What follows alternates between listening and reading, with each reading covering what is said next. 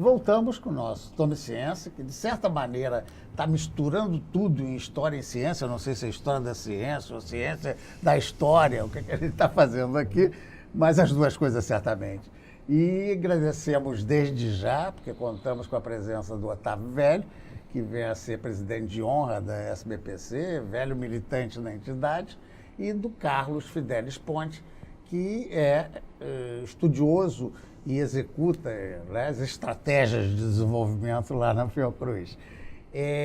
Eu tenho a dizer para vocês que esse programa tem uma característica. Desde o início, não só despertar a curiosidade científica nas pessoas, mas como valorizar o conhecimento científico e divulgar e difundir esse conhecimento. Por isso mesmo, nós temos uma complementação do programa dentro da página, no site www.tomeciencia.com.br.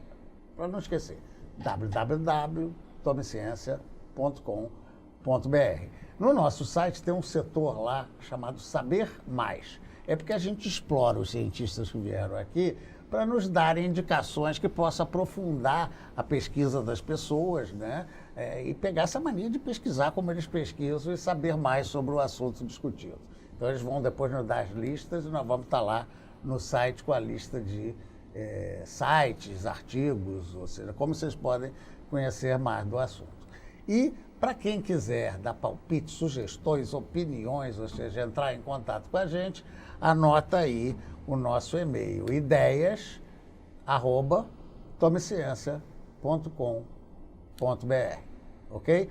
Bem, já partindo para essa etapa final, a gente não pode esquecer que eu falei aqui em Saber Mais e a própria SBPC sempre se preocupou com a difusão científica, tanto que criou o projeto de revista Ciência Hoje, o Tome Ciência das Crianças. Fala um pouquinho sobre essa preocupação da difusão científica que a entidade tem, Otávio. Eu acho que isso tem a ver com o que eu antes me referi quando eu falei do interesse que os cientistas costumam ter pelas questões da educação.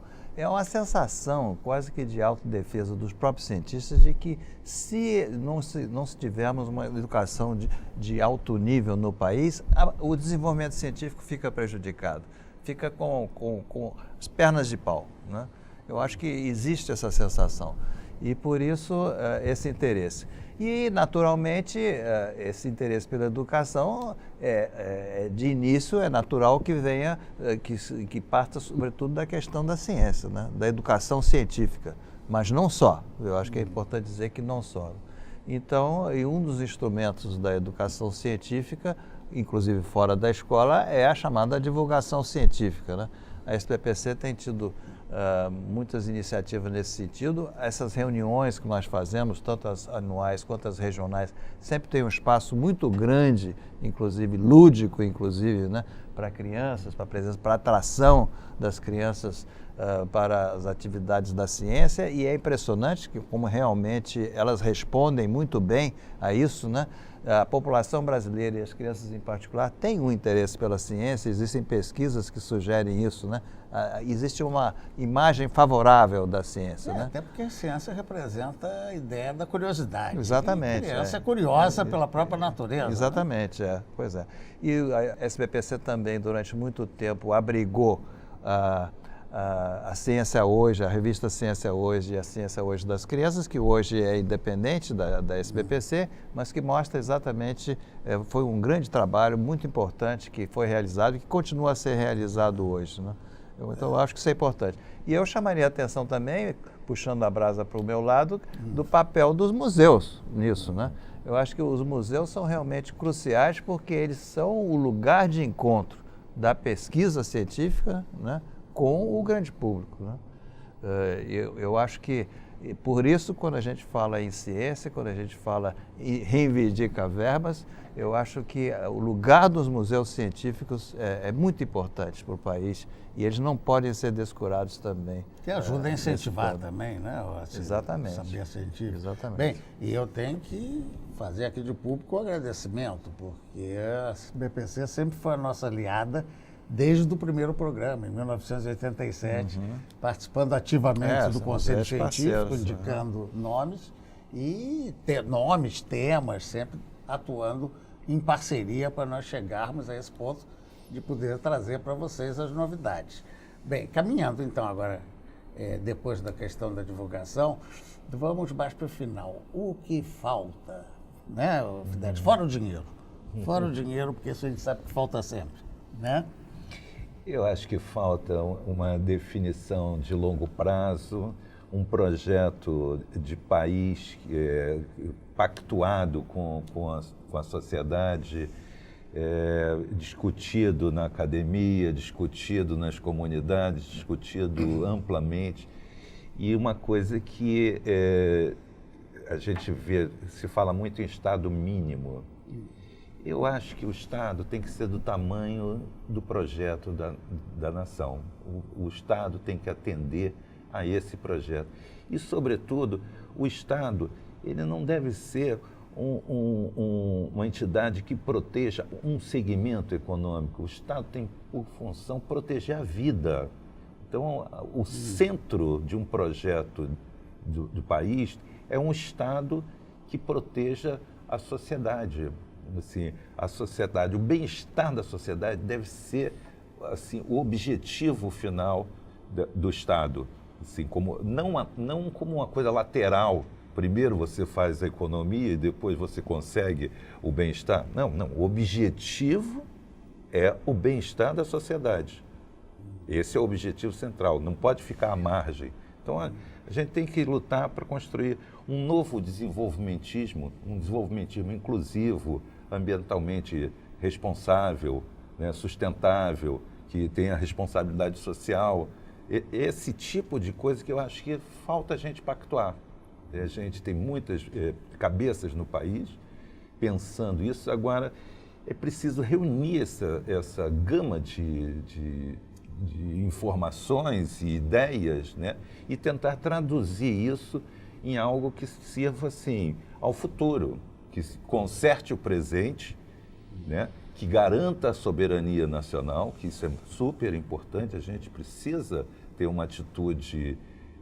E aí, como disse o professor, isso não é uma questão antiga, isso é moderníssimo. Isso é moderníssimo. Quem duvida da importância do Estado, olhe para a China, como chegou lá, olhe para os tigres asiáticos, olhe para os Estados Unidos. Então, nesse sentido, eu acho que falta pactuar um projeto inclusivo que tenha como centro o ser humano, um projeto civilizatório. Não é um projeto econômico. É mais que isso, é um projeto de construção de uma sociedade justa, uma sociedade que todos tenham oportunidade, que tenha o básico, que tenha a dignidade da vida, né? Que se valorize isso, o conhecimento, que todo mundo tenha acesso aos museus. Né? Nós lá na Fiocruz temos o Museu da Vida, e isso funciona, que se você dá oportunidade, as crianças vão lá, adoram. E se você der a oportunidade, como dizia lá, o Jeca Tatu não está... Ele está sim, mas ele pode melhorar. Então, acho que falta isso, a gente pensar num projeto de nação. Certo. E aí o papel da SBPC nisso? Eu concordo inteiramente com o que o Carlos falou, mas eu diria que, sobretudo nas nossas circunstâncias, para que o Estado, então, possa exercer esse papel e não se transformar num bicho-papão, apesar de todas as dificuldades da nossa vida política, que às vezes nos deixam um tanto acabrunhados, eu acho que nós temos que também trabalhar e acreditar na democracia, né? A democracia é exatamente a maneira pela qual nós poderemos também ter uma certa garantia de que essa ação do Estado vai se fazer a favor da sociedade, a favor do nosso povo. E não apenas nesse sentido genérico, de sociedade com S maiúsculo, ou de povo como se fosse uma coisa só, mas da nossa sociedade em toda a sua diversidade, que tem que ser conhecida, tem que ser mais conhecida, isso também faz parte da educação, né? Eu acho que poucos brasileiros, por exemplo, sabem que no território nacional nós temos mais de 200 línguas são faladas, se você contar sobretudo as línguas indígenas e mais umas tantas outras. Então, é um país de uma grande diversidade, essa diversidade é uma riqueza, não é? E nós temos que, então, apostar nisso também para que o Estado realmente possa exercer esse trabalho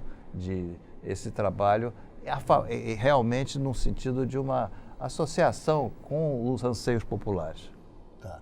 Isso é uma tendência que seria perfeito se tivesse, né? Infelizmente, nós às vezes temos uma política e eleitoralmente o país muda, passa a ter outra política. Esse é um problema realmente sério. Essa é a questão que nós temos que enfrentar, não é? Esse nosso desenvolvimento, que é uma palavra que inclusive hoje já é um pouco complicada de se utilizar por causa inclusive das questões ambientais. Gostei muito que o Carlos tivesse lembrado isso, né? Mas isso daria margem a um outro programa, provavelmente, né? As questões ambientais. Eu acho que é muito importante que realmente esteja presente e que também a gente consiga ultrapassar esses obstáculos todos que nós temos enfrentado. Sim, democracia sempre, não é isso? Com certeza. Nós vamos encerrando o nosso programa por aqui, agradecendo aos nossos convidados a gentileza dessa participação e a você pela audiência.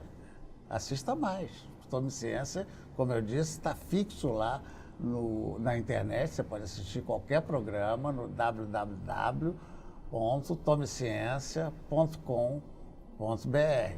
E até a próxima.